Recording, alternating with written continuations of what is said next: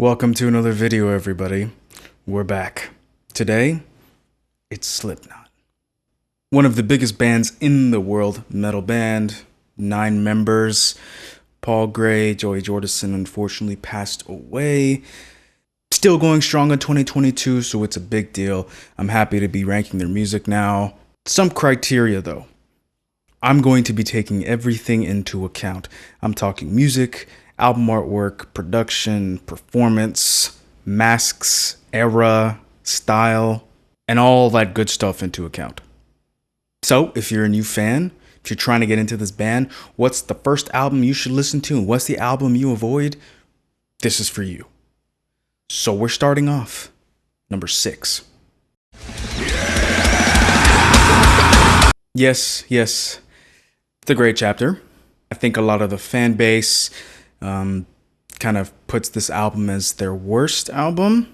And this one is just kind of okay. The production's okay.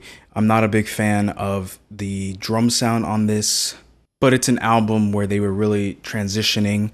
And I'd say some of the highlights of this is Devil and I really like Custer. Custer's the best song on this album.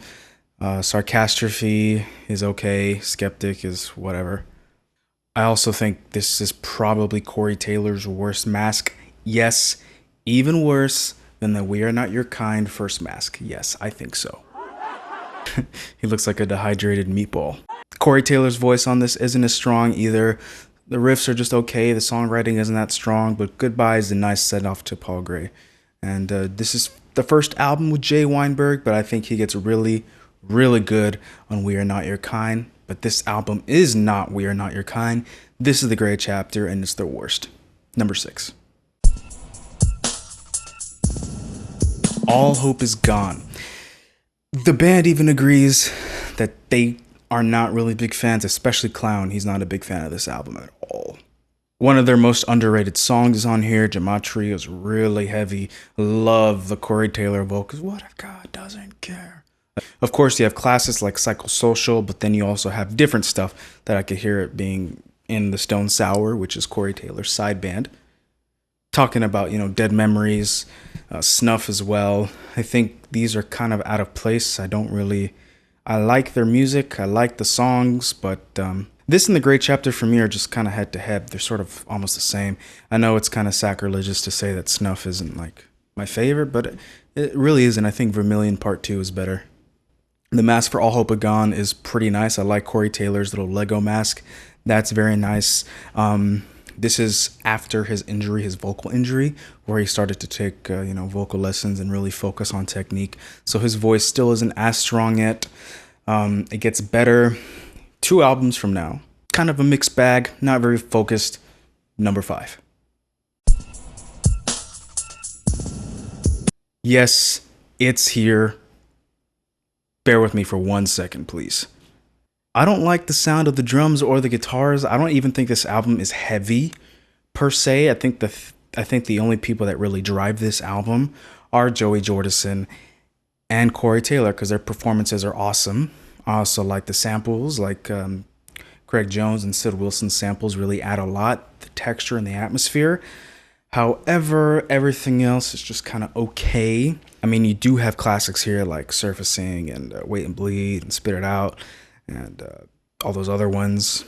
But the production here is not my favorite at all. Most of the riffs are pretty standard, and that's why I said that Corey Taylor really shines on this. Jim Root is not even on this. Yes, he's on like 1 song, but it doesn't count. Some lowlights are like Purity, Only One, and Prosthetics. They really didn't need to be here. It's number 4 for me. All right, number 3, We Are Not Your Kind. I love this album. Such a great album to start off, their new era. This and Iowa are probably my favorite Corey Taylor performances. I mean, everybody here is just on fire. I mean, Jay Weinberg is brutal on Birth of the Cruel, Nero Forte, Solway Firth. Everything here, every song here is really strong. The songwriting is really strong, and the production is quite good too. However, I can't hear the bass. Where's the bass? Really catchy melodies, great, song structures.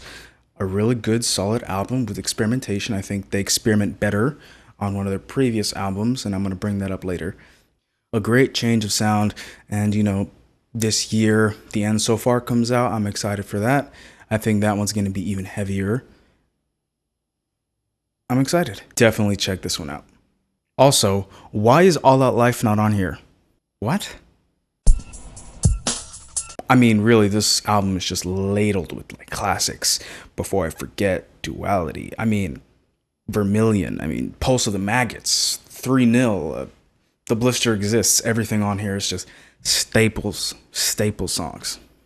Jim Root and Mick Thompson. I mean, these guys' riffs, I think, are they're most creative on this album. Vermilion is quite great. I love how progressive it is.